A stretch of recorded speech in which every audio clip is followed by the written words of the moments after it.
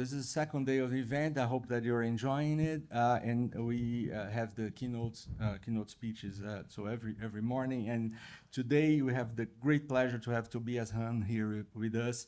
He's a full professor, Department of Society, Politics, and Sustainability at ESADE.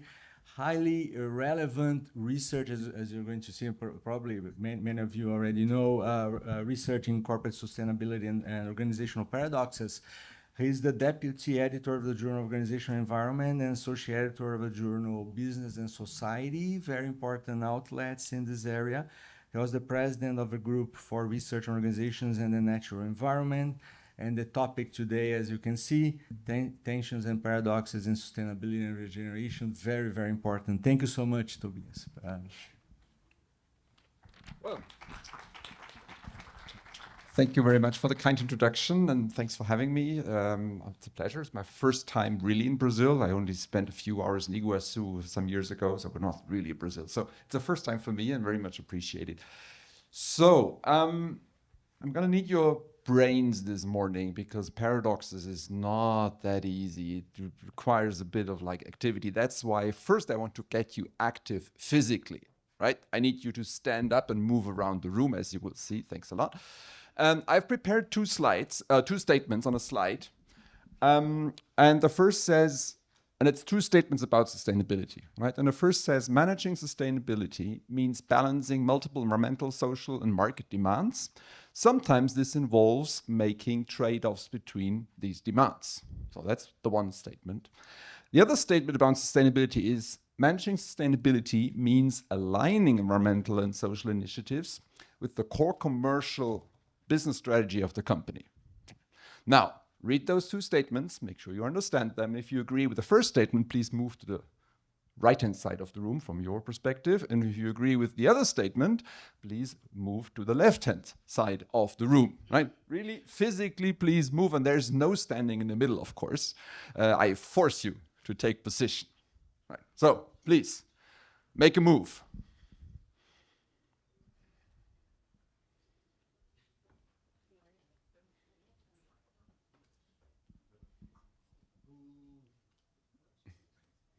And the challenge is, of course, I will pass you the microphone and you need to explain to the others why you chose to be on your side. And the challenge is to convince the others to change sides, right? Because your arguments should be so convincing that maybe someone should change their mind. So I'm always starting with the minority. Oh, yeah, perfect.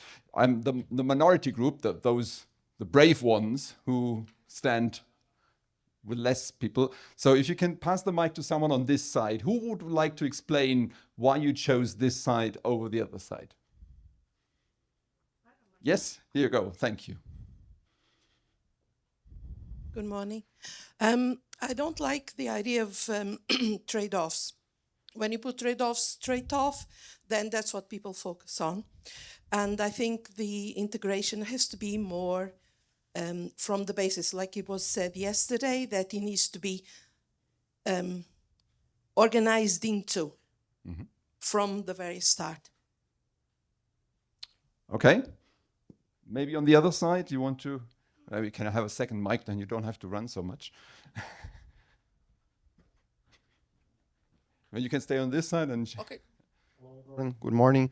I believe market demands are important, and I also believe that in many countries, specifically on the global south, the increase in material usage is also correlated with social improvement and in addressing market demand. So it's important to conciliate all three aspects.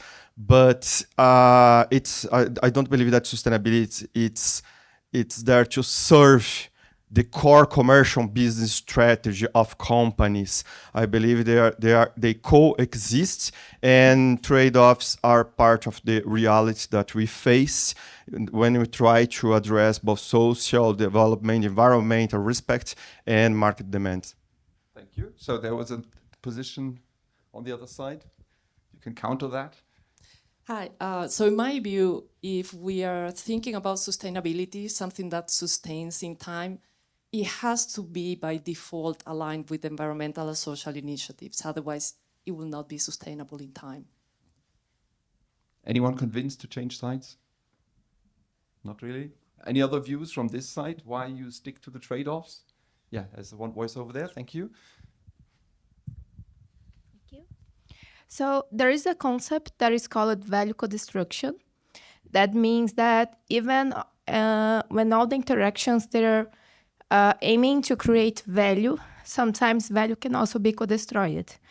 And when we think about sustainability practices, sometimes two of the dimensions can be the value co-created, but one of them is value co-destroyed.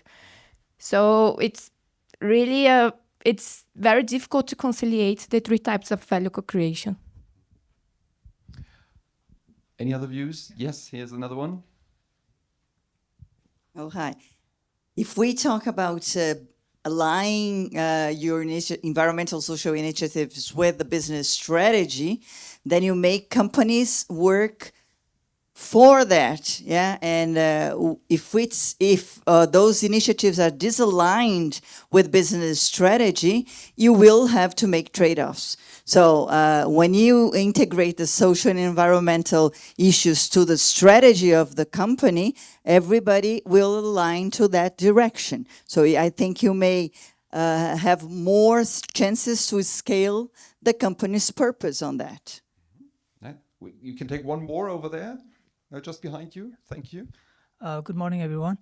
I think in order to counter that argument, we have tried that and we came up with a phenomena called greenwashing, which we all can agree didn't really work. Companies do work for it, but they make it appear that they work, but the way they have been operating through resource exploitation, that whole core structure hasn't changed much. So I think there needs to be trade-offs, but it should not be aligned with the business strategy of the company. Okay, so thanks a lot, everyone. Now, feel free to take a seat again. So I don't want you to stand during the entire hour. I mean, obviously, the one statement is what we have learned as the business case for sustainability, the core of strategy for sustainability that we teach. And I don't reject that idea at all. I would like to invite you to go on a journey to think beyond the business case for issues of sustainability that may not easily align with commercial strategies. And I brought you a video from my youth. I'm an old guy, and that's why the funny colors. You may have seen a similar video in your television or online. A little something. What would you like? I like something exciting and a toy and some chocolate. But that's 3 wishes all at once. It's not possible. But it is possible with Kinder Surprise, excitement, a toy, and extra milky chocolate. Kinder Surprise, 3 wishes in one. No, move on. No.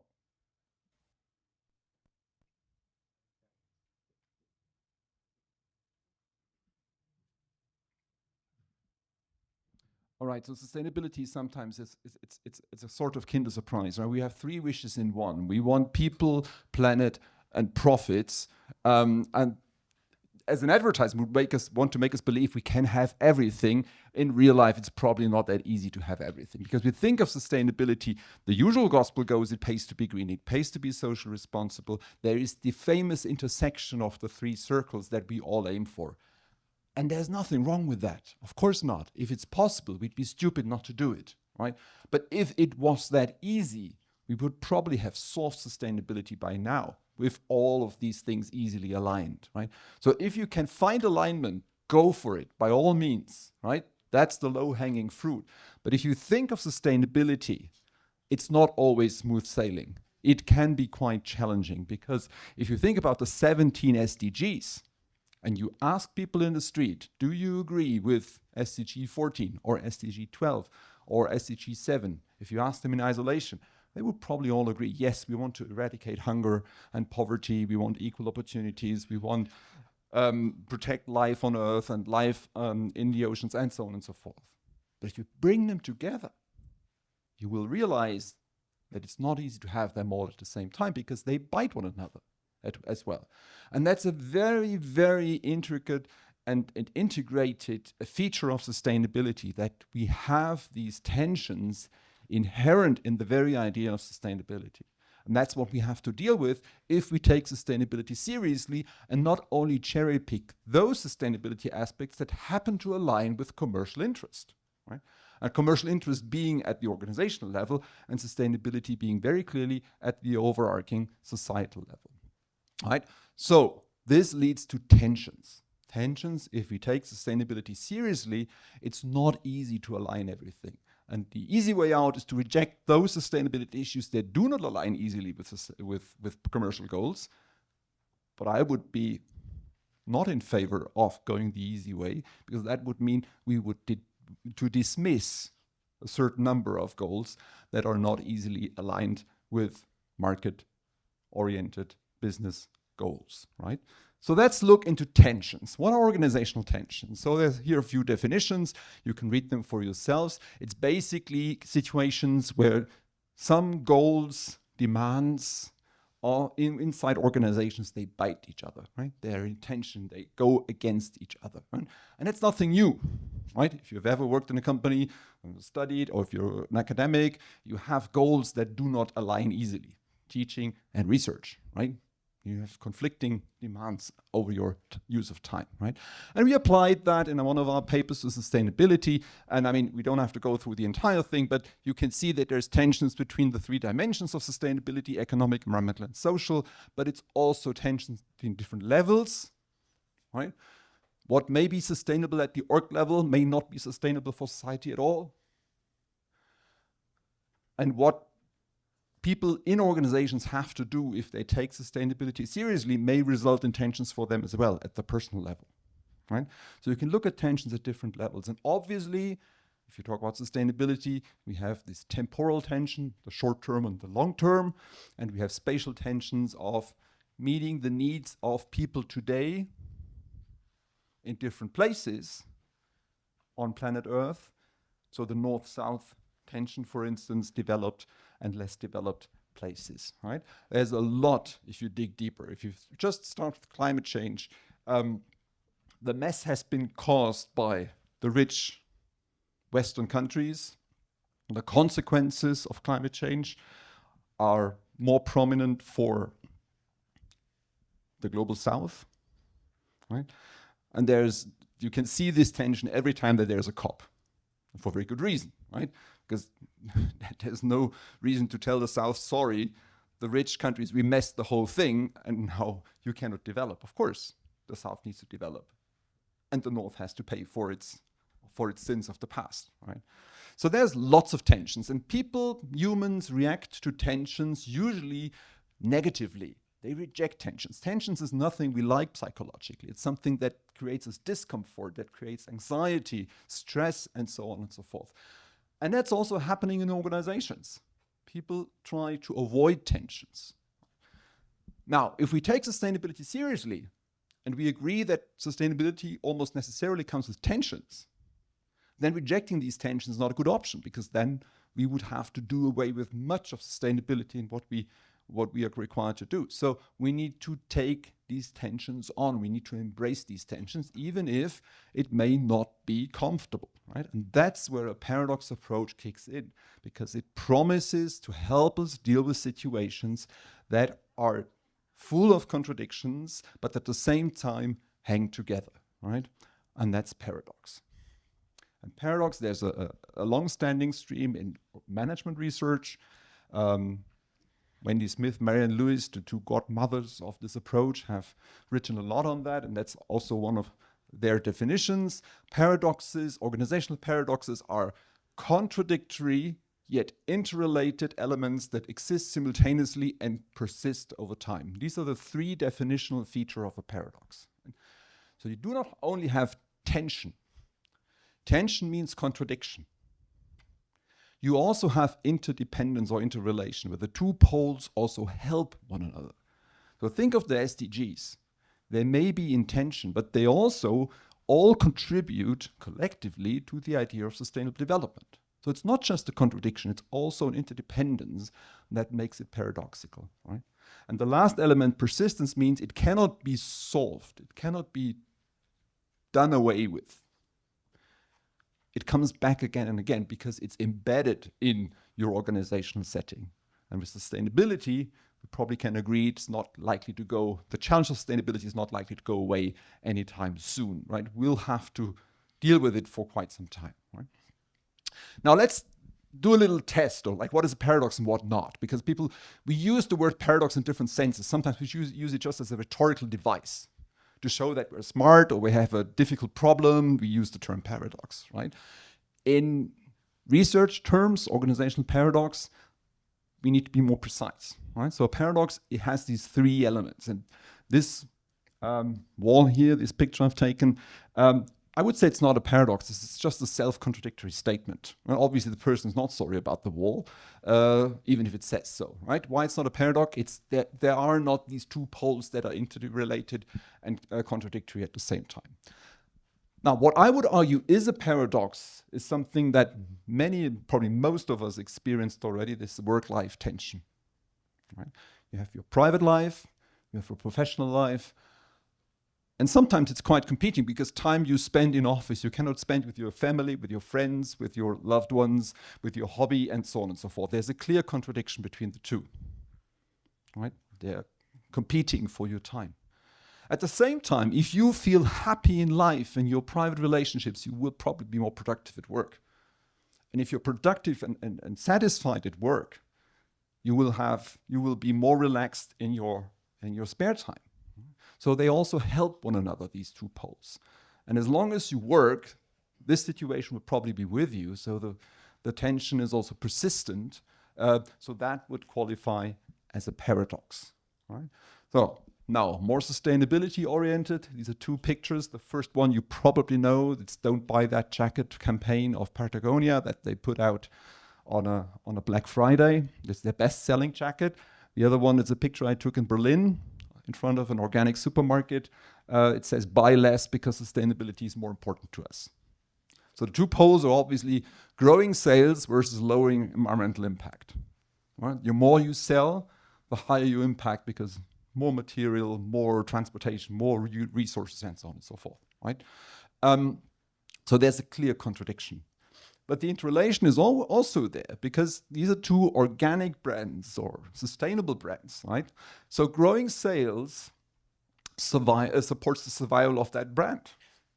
Right? So if they don't sell, they will go belly up and people will buy less sustainable products, right?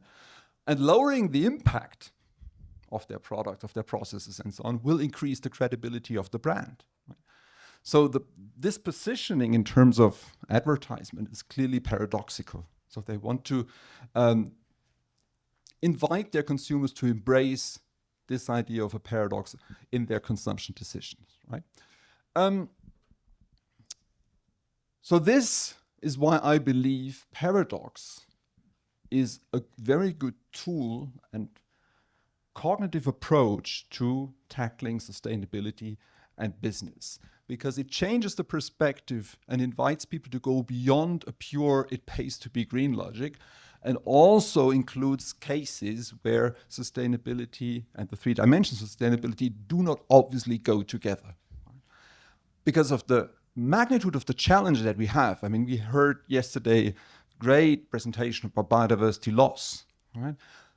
Climate change, we start having markets for that, right? With permits and taxes and so on.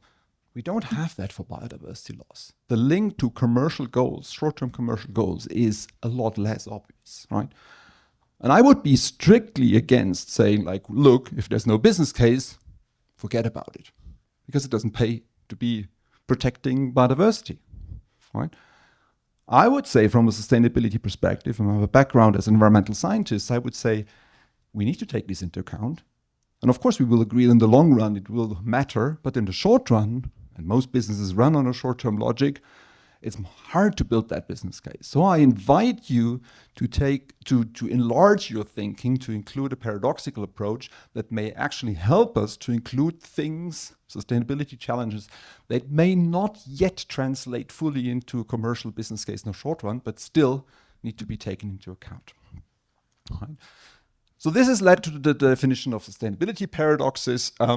Again, I don't need to read that out. It's just to give you an idea of what is out there in the literature. The second quote here is from a literature review, a recent one of a colleague of mine. If you're interested, that's a very good go-to paper, Journal of Business Ethics. Very helpful. So in the literature, we distinguish between 4 types of paradoxes. We have paradoxes of performing, belonging, learning, and organizing. All right. Just to give you a few examples, the most prominent one is the paradox of performing. It's basically profits versus environmental impact, right? Performance in these different areas, and the 3 pillars of sustainability. Paradoxes of belonging can arise when organizations ask themselves, who are we? What is our purpose? Is our purpose to be a profit-maximizing company, or is it our purpose to contribute to some higher good? Right? What you have with many, many family firms, for instance. Paradoxes of learning. This is the old versus the new. All the capabilities, resources we have as an organization that come with environmental and social problems, we may need to unlearn them, but at the same time, these are at the very heart of our core products, which means our core revenues. This may be in conflict with learning new capabilities where markets are less obvious, right? So the capability side is very important. And finally, paradoxes of organizing. Do you orient your structures, processes for organizational efficiency at the org level, at the company level, or do you organize for impact at the societal or community level? That makes a big difference, and that can also be in tension because we're still talking companies. We still want to make profit. We still want to survive in the marketplace, right? So this invites us to use a paradox approach. And central to paradox approach is the notion of paradoxical thinking. Thinking about a problem, not in terms of just contradiction, but invites us to think about the connections between 2 contradictory poles as well. And this is why I need you fresh in your brains this morning, because this twist in your thinking, it's not obvious, but once you've made it, you'll start seeing paradoxes everywhere. And you'll realize they apply to sustainability in many, many areas. Think about the notion of mitigation versus adaptation in climate change. It's oftentimes pitched as a either or against one another. I would say it's not. We need both. Even if it means that different approaches, we probably need to do them at the same time. And this leads us to the different approaches that are out there to paradox. The most defensive approach, and in most cases not very successful approach, is the either-or approach, where you basically choose one of the 2 poles and prioritize one of the 2 poles. So it's profit or planet, or profit or people, right? So you separate the tension and you lean towards one tension. And evidence from research shows that in most cases, this goes hand in hand with destructive outcomes. Because the paradox persists, it comes back. You can only suppress the one pole for a certain time, and then it kicks back in, right? So this emphasizing one pole over the other, temporally or structurally or spatially, can give you some breathing space for some time, but most likely the paradox will kick back in. That's why what research suggests is to adopt a both-and approach. Here the idea is to use paradoxical thinking, which is the ability to deal with, to accept, and to make sense of tensions, not only in terms of contradiction, but also interdependence. So the question here is, how can the 2 poles support each other as well? Right? Think of the classical tension in innovation, exploration and exploitation. Exploitation refers to efficiency-driven measures that would improve processes to get more out of the capabilities you already have in your organization. Existing products, existing services, existing processes. Make them better. Right. Exploration refers to the idea of learning new processes, applying new processes, unlearning old ones, because the competition doesn't sleep. Markets evolve, regulations evolve, technology evolves, right? So you have to come up with new capabilities to stay afloat as an organization, right? And innovation scholars tell us we need to do both. We need to be good at exploring and exploiting to be a successful organization in the long run. Right? So that's a typical case of both and thinking and both and approaches, where organizations manage to implement two approaches at the same time in their organization, even if they're contradictory, for the sake of long-term success. Right? And this is something that has been applied to sustainability as well. Right?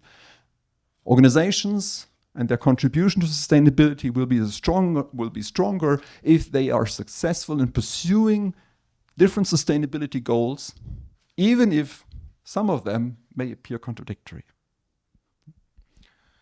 So this works through an integration. Sometimes we talk about balance, right? And this oscillation between the two poles. You go back and forth between them in order to get closer to your organizational goals.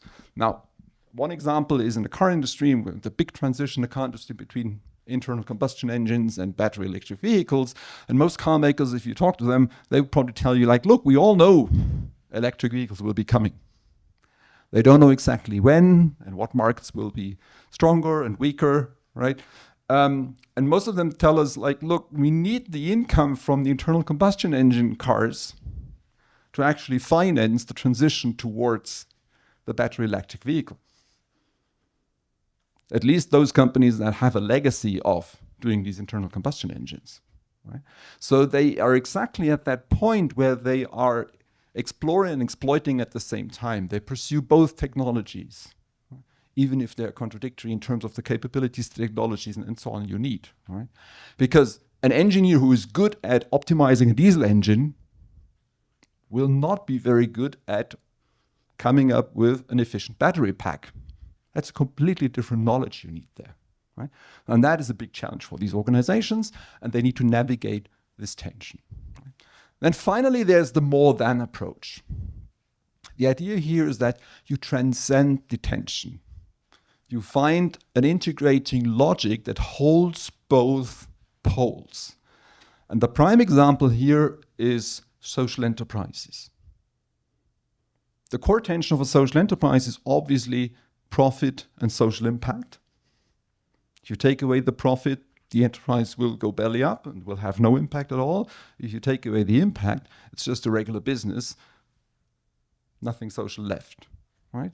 So there's an ongoing tension between those two poles. And what a more than approach would say is like, look, let's use this tension as our central defining element. As a social enterprise, once you identify and position yourself as such, you legitimize the tension inside the organization. You tell your employees, your workers, your organizational members, it's fine to have that tension. That's us. We are defined by that tension because we want to be both a commercially successful business and contributing to the alleviation of some social problem. Right? So that doesn't mean the tension goes away. But it tells employees and management it is okay to have that tension, and let's embark on the journey, on a common journey to navigate that tension. That would be a more than approach. And such a more than approach can evolve over time. This is an example of Nestlé based on a paper by Sebastian Reich and colleagues in JMS. And they portray the development of Nestlé in terms of their approach to tensions. And they start with this exploration tension that I already mentioned, and they realized, well, our economic performance depends on the ability to combine the old and the new. And over time, they realized it's not enough to be economically successful. There are a lot of stakeholders that demand more from us, not just profits, not just commercial success. They demand social responsibility, they demand product stewardship, they demand climate protection, and so on. So the two poles over time became economic performance and social impact. They responded to that by the idea of business sustainability, portraying themselves as a sustainable company. But that resided at the organizational level mainly, right? Now the last change in the organizational environment that they face is, what about the health of social ecological systems?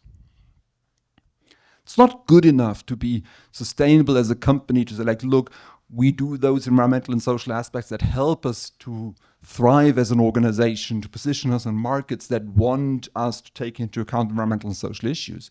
We're embedded, especially as a food company, in a social ecological systems depend on those services. I mean, that's what Carolyn told us so aptly yesterday, huh?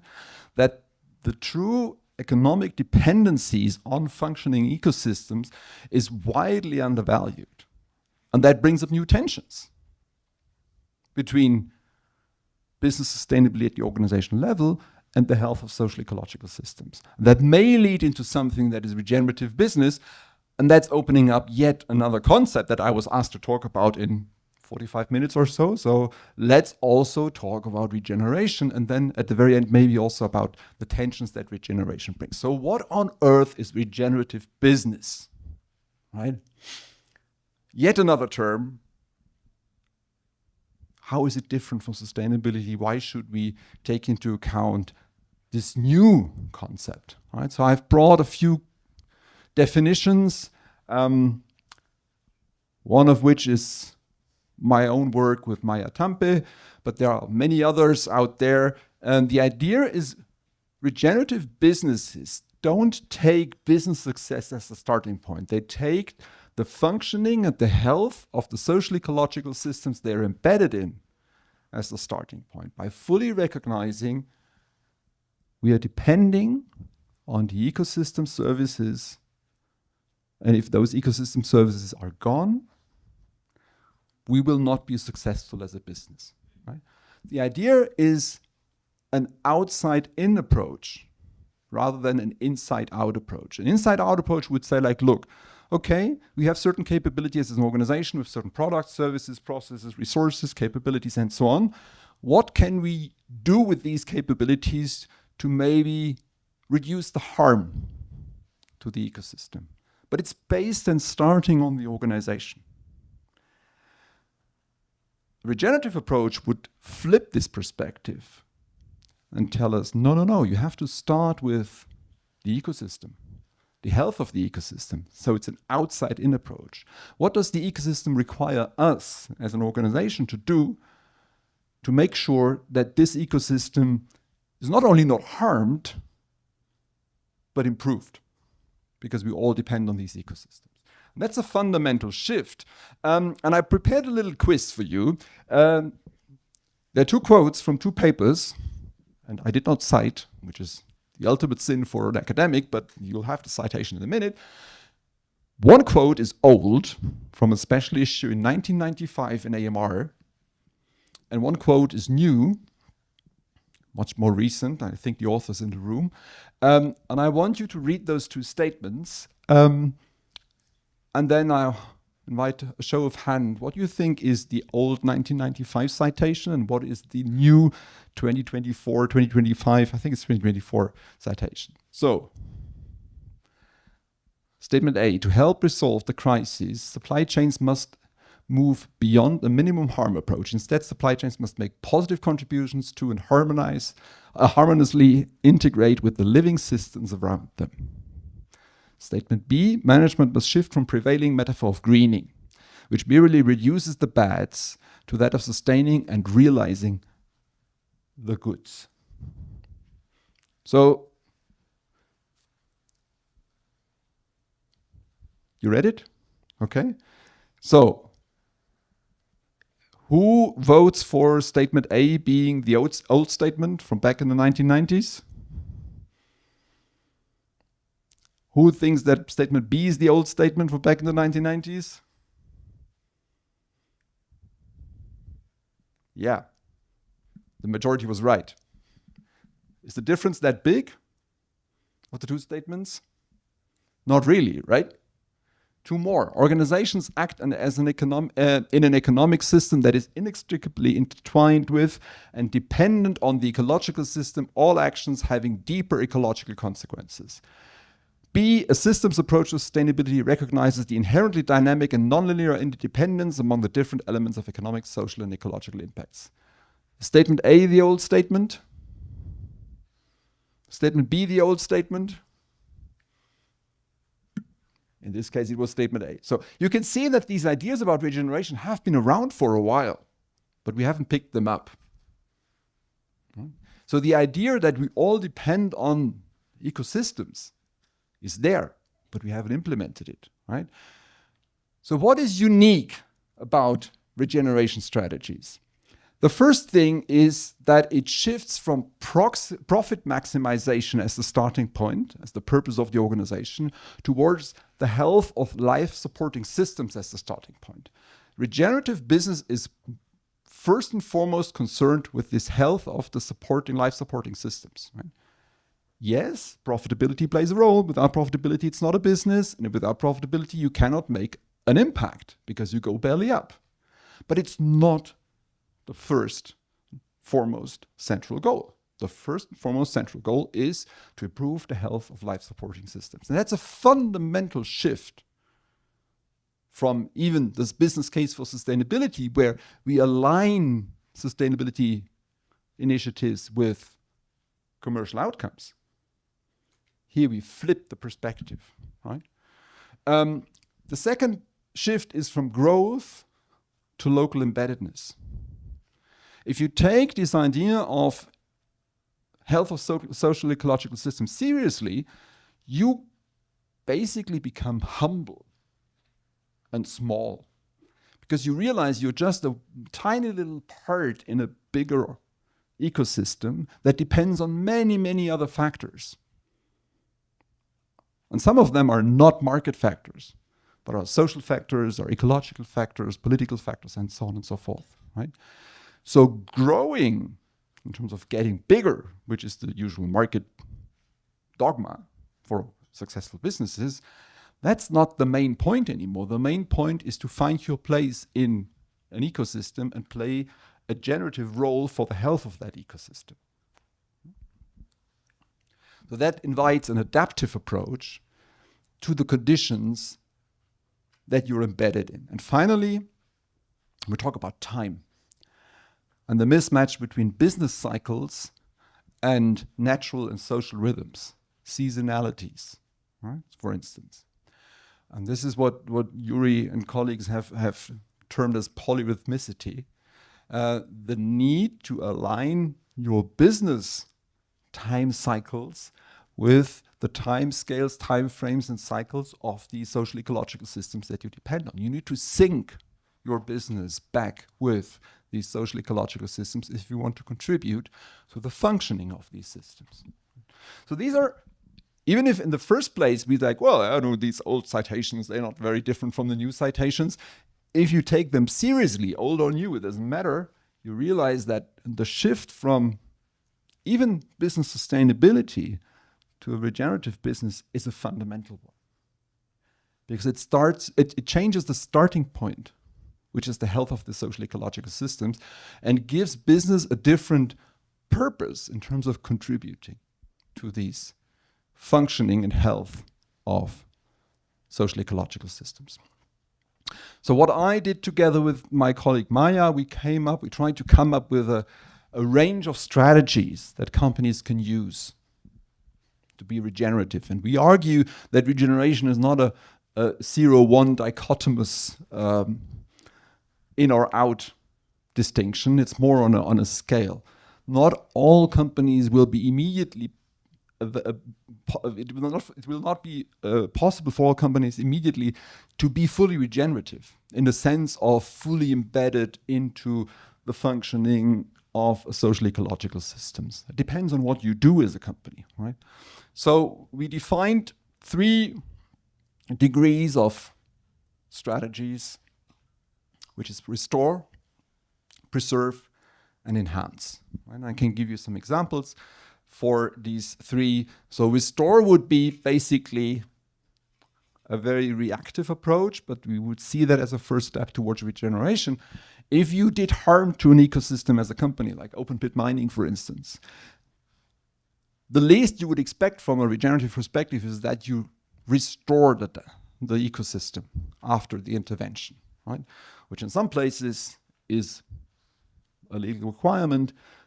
We know many other places companies just leave behind the mess and move on, right? That would be the lowest level of acknowledging the damage that you do and removing the damage after that. So the next level would be preserve, where you basically would try to run your business in a way that you are embedded in a functioning ecosystem. And that is ecotourism in a mangrove forest, where the interest of the company is to preserve the forest because it also nurtures the business. And we talked about mangrove forest yesterday. And you may realize that this business cannot grow without limits, because if it grows without limits, it will destroy the mangrove forest. So they need to limit the number of tourists they can accept every year. Because there are too many, the pressure on the forest will be too big.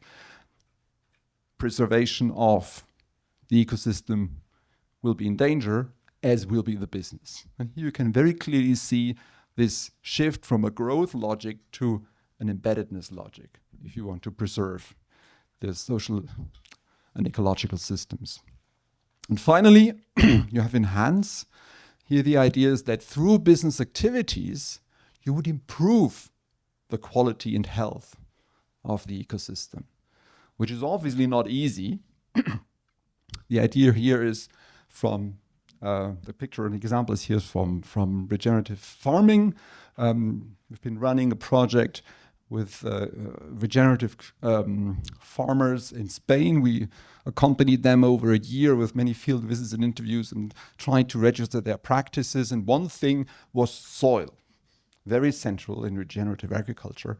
And the idea to improve the soil quality through farming practices, like crop rotation, having cattle on the field that would improve the soil quality through manure, and so on and so forth.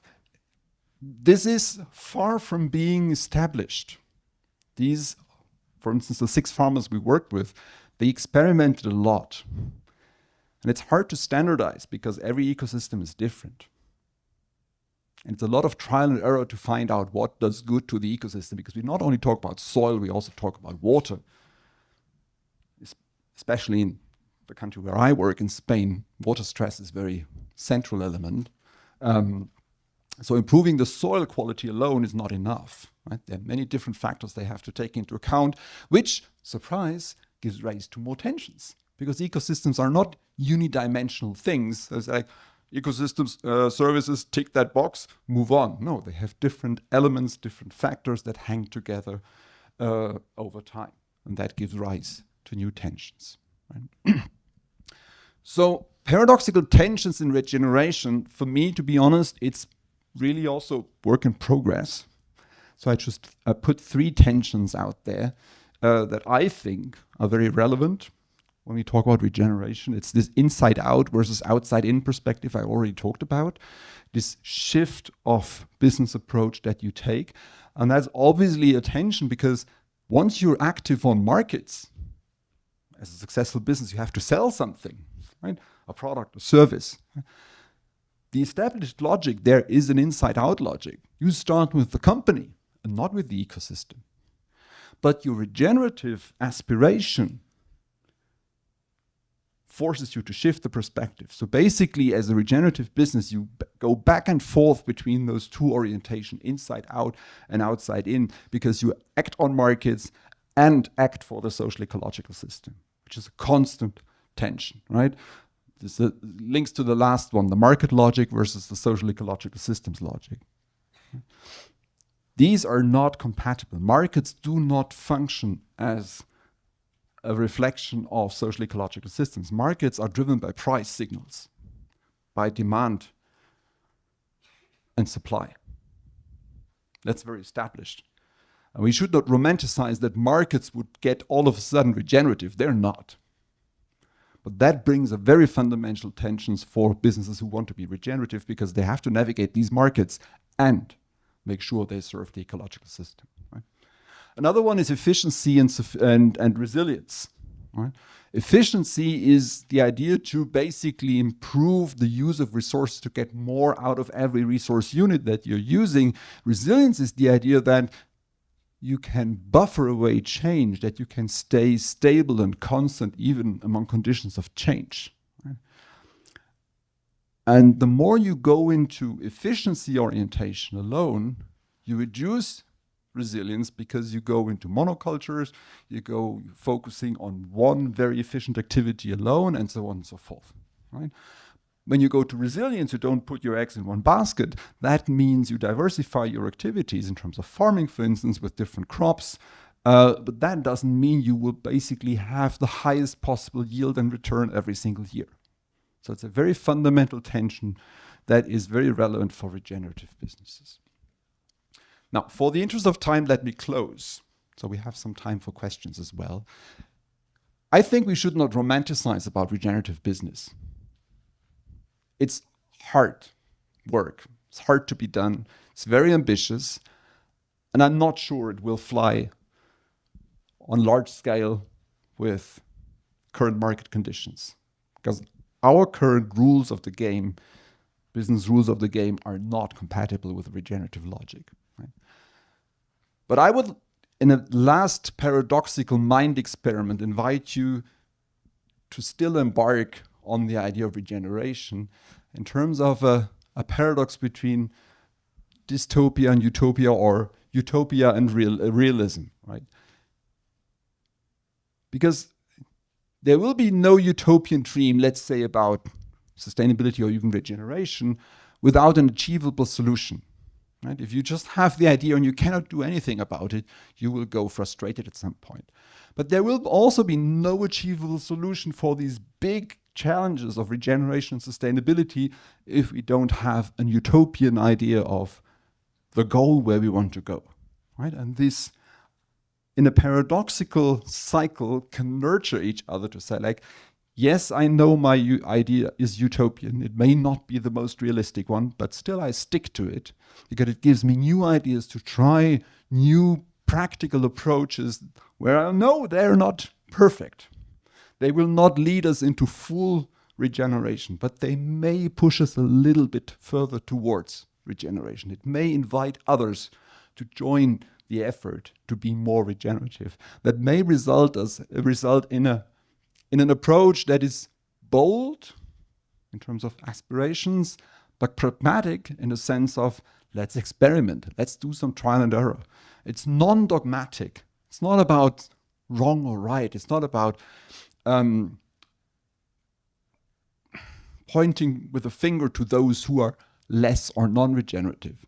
It's inviting, and it should be forgiving, because no one of us knows where exactly we need to go with regeneration. So it should be bold, pragmatic, non-dogmatic, and forgiving, where we collectively, by being mindful of the paradox we are embarking on, can move forward together. Paradoxical thinking is a nice tool that can help you to navigate difficult situations, but it will not be enough. People need to be able to act on those ideas. Paradoxical thinking is only the first step. But people may find themselves in situations where action is difficult because they face constraints, they face economic constraints, short-term constraints.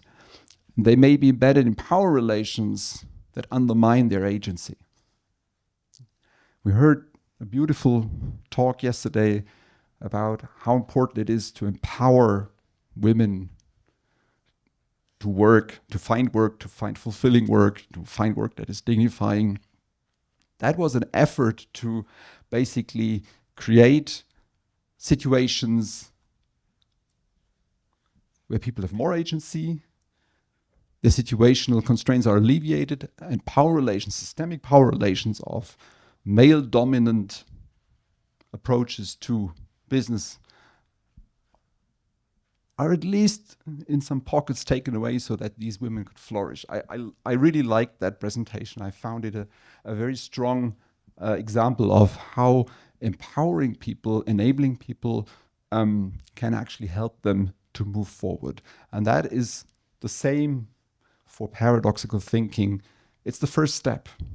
But we'll have to make sure that people, especially in a sustainability or even in a regenerative context, can take action, can implement these bold but pragmatic steps towards more regenerative solutions.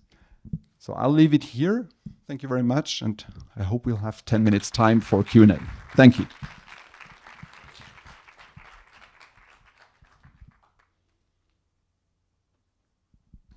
Oops. So, any questions?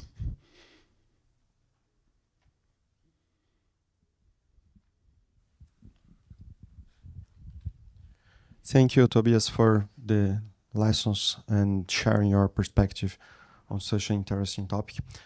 Please, Tobias, when you mention about the shift to regenerative business, I would like to go back to the part that you say that you are shifting the first priority, the dynamic aspect and the back and forth between market orientation for performance and the health of social ecological systems. It was very clear from your statement, but you mentioned that there's a shift in the first priority. Mm-hmm. And I would like to know if that's a definition, or to say that we have seen a lot of companies saying they are using the word regenerative. Nowadays, it's the new nice word to say when you're talking about ESG. But if you have a company that's legitimately doing negative impact mitigations, or actually striving for a positive impact, but their first priority keeps on being the performance. Is that not a legitimate claim to use the word regenerative business? It's a very relevant and a very good question. And when we talk to our regenerative farmers in the project I mentioned, their main concern was it's going to be the next greenwash, the term regenerative, because sustainability is somewhat worn out and everyone now jumps on the bandwagon of regeneration. It's just old wine in new bottles. Right? That's why they, for instance, they did not want to have a regenerative label for their products, because they feared that if they had a label, a certified label, then it would go the same way as, for instance, organic. Right? I'm not sure if I agree, but that was a main concern for them. Now, maybe 2 points here. First is companies who are still prioritizing commercial goals, as you said, but strive towards minimizing their impact or even producing positive impact. Personally, I would be comfortable with saying, like, look, they are embarking on an effort towards more regeneration. The idea of these 3 strategies that we came up with was exactly that. It's not regeneration as a state. You are regenerative, full stop. It's a journey towards regeneration. Right? So I would not like to disencourage companies to not talk about regeneration because of the risk of greenwash, but I'd like, look, be open in your communications and honest in your communications about your ambition, but also about your failures and problems. Because for me, a true, and it also applies to sustainability, for me, the legitimacy of these efforts and the trustworthiness of these efforts stand and fall with open and transparent communications. And that links back to tensions and paradoxes. If you look at the sustainability reports of companies, it's mostly 90%, it is success stories. And if you talk to these company representatives over a coffee or a beer or whatever, they openly admit that they have problems and tensions and so on, but they don't talk about this in public, right? Because it's supposed to be damaging your reputation. I would argue, if you take it seriously, you should talk about exactly these problems, because then you signal to the outside world, yes, we want to be regenerative, and we acknowledge that we're not there yet. And it's a long and winding and steep road to go there, right? And for me, distinguishing those between who are serious about it, even if they're not yet there, and those who just claim it for the sake of greenwashing would be exactly that. Do they talk about the problems, the tensions that they encounter on the journey towards more regeneration? That would be my take on that. Thank you so much for the presentation. It was really amazing, and I was like really interested to see what's coming next. My question goes to the Sustainable Development Goals by 2030.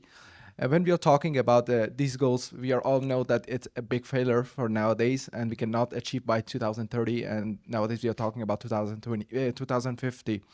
My question: what do you think that the failure of the Sustainable Development Goals is on the poor global governance, or it's on itself it's flawed and it has a lot of problems? And another question: don't you think that it needs a lot of a big change, a big updates, because we are now living in an era that technology is our daily life, and it's not mentioning anything about the digital governance, or it's not mentioning anything about cybersecurity, not mentioning anything about the artificial intelligence that nowadays we are living with that. Thank you. Well, obviously big questions. My personal take on this would be, I'm not surprised that the SDGs are not achieved, and probably those who've written it in the first place would not be surprised that they haven't been achieved. And as deplorable as that is, I don't think it's a major problem, because they serve as aspirational goals. They give us an orientation where we should go and where we should be. And of course, things evolve, to your second question, and not only in terms of technology, also in terms of geopolitics, in terms of business developments, and so on and so forth, right? So for me, the goal should be an ongoing invitation to negotiate where we want to go, because we need to keep in mind that sustainability and sustainable development, it's not a rule of law. And it's not the rule of a natural rule of law, right? It's a setting, it's a normative setting that has resulted from a deliberation about what do we want to achieve as humankind, right? And this is subject to change, right? For the worse and for the better, right? So my take on this would be, we should, even if it's difficult these days with all the geopolitical challenges and so on, we need to keep on having these conversations about where do we want to go, what are those goals, what are the next goals. And yes, technology will play a role, right? Who would have known when the SDGs were first announced that AI would be so important, right? Now we know, we need to include it. It's a constant update and constant debate. And the biggest problem for me is that we stop having this debate and go into like our trenches, into polarization. We need to keep on talking about these goals, even with those who are skeptical, because if not, we're just going into defense mode.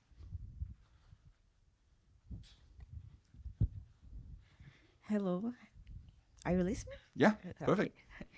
So, you mentioned paradoxes, and my research is about the massive and emotional consumption of fans within the entertainment industry. In fan communities, emotional attachment often leads to excessive consumptions. People buy products they never use but value symbolically. Mm-hmm.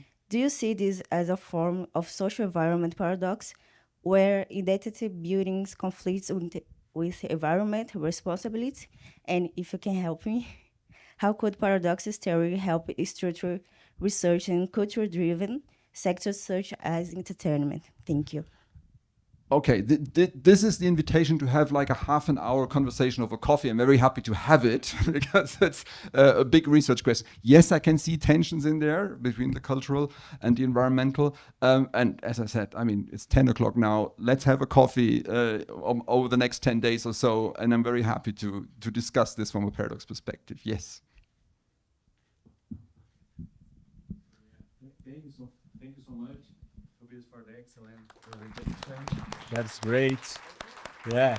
Please stay here. We're going to have take a photograph, right? Yeah. But just a second. Thank you so much. I think this theme will permeate all discussions, right? It's all about paradoxes, and every single topic they're going to discuss is about this. So thank you so much. Very informative and useful.